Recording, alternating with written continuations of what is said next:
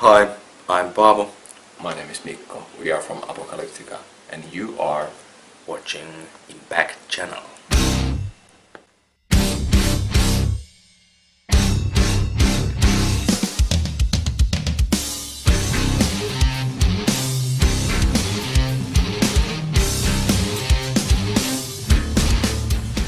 Hi guys, we are here with Paavo and Mikko from Apocalyptica. Welcome to Hungary, first of all. Thank you. There was a quite long break between the Shadowmaker and the Seventh Symphony. Do you find this long break between the two albums beneficial? Absolutely. It was well needed and long waited, the break. And the break was basically, we had talked about the break already when we did the previous album. It was kind of a plan that after Seventh Symphony we had a plan and we're gonna do a tour, one more album, tour and then one more album and then have a break. And then it took a while. Of course, during the break we did a lot of stuff like Wagner Reloaded, which was like a full album of new Apocalyptica music, but we had time to be away from our normal day job. And then we had also this Apocalyptic Symphony project. Right. So, different things. Yeah. But we also had like 1 year almost when we did nothing, so... Yeah. What's your favorite song from the new material? Dead Man's Eyes or Shadowmaker is mine. What's yours? Today it's Riot Lights. It keeps changing every day. And do you listen to your own music at home? There comes a point after the album when you need to listen to it. I would say I've listened without exaggerating every song 100 times at least. When the mixing is going on, you need to listen to it over and over again. So then there comes a point when you don't listen to that music anymore. When you start the tour, then of course you get to listen then again to pick up the live songs for the show, and then there's like a third round listening that. Now we're playing them daily. And what do you feel like when you're performing on stage? That's good what I'm feeling when I'm playing. I feel great. Exactly. I feel great. Yeah, of course it's always like a kind of a conversation with the audience. You try to sense what they are feeling. You try to give something from yourself, and we are very proud to be out with this tour. And we've done lots of effort put in this product and everything happening on stage. So we are also maybe a bit nervous every time that how audience is going to get it. But You know, being on the stage, it's like jumping to the flow, or getting to the mood and being like one with the music and being one with the audience, and unite everything. If your music would be transformed into a painting or into a movie, what would it be like? Of course, the whole gig is like it's changing story. So if you can't. I think it Is would it action movie at the moment? There's so much. I think it would be something very Tarantino, where it jumps from another extreme to another extreme in a second, because there's so many different things happening during the gig. Some really extreme moments, and suddenly it would be really like emotional and moody. What does art mean to you? What's your definition to art? That's a question. Yeah, that's a question. I think he is art. Yes. He's a walking piece of art. Oh yeah. You never know what's gonna happen. It's hard to define. It's a good question. Hard to define. And maybe that's the beauty of it. If you put that chair to MoMA, that it's art. Over there, here it's just a piece of furniture. So, Right. so and maybe that's the beauty of it. And people shouldn't take it so serious. Art is quite often a scary and even a bit elitistic word, and it shouldn't be. That art can be anything. Anybody can create it, and it can happen in a second. And as said, art is art just in the right context, or might be. So Even the word play. What does it mean? Play. You play music, or you play. Like kids are playing. It's something related, and same with the art, that it's playing with the musical things.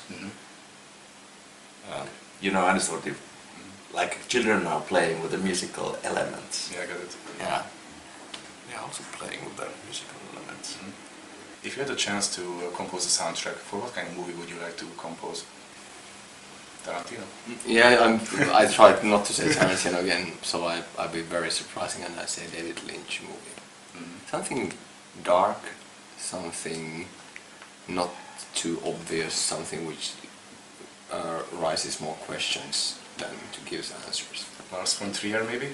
Maybe the Trier has done some very... Wim Wenders, for example.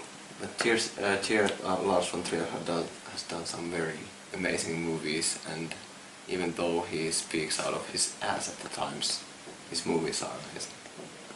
It's been almost 20 years since you released the first Apocalyptica album with the Metallica covers. If you had another chance to cover a few other bands, who would you like to pick to cover? You know, we have chance all the time to pick whatever band. At the moment, I don't think what we are creating now is like a train that moves on, and all the things in the past are important and part of the track, but at this moment I feel when you guys started, Metallica's like place in a society and all the music scene, everything that music meant for people was different from what it's now. So it's really hard to say.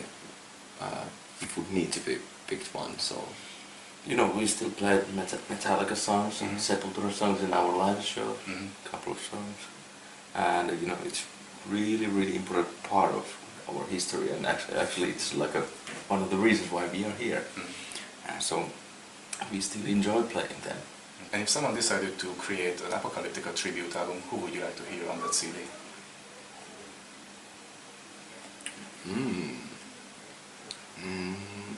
White Stripes? White Stripes would be cool. Or yeah, Jack White is of course he's a very creative person. And then kind of to have this like contemporary electronic music artists, Dion Ford or Deadmau5 or such. It would be interesting how we have had a couple like takes on like DJs doing remixes of our stuff, and some of them have been very interesting. After cooperating with so many different artists, who would you like to work with? Who is on the bucket list? DuPont? He's so shy today.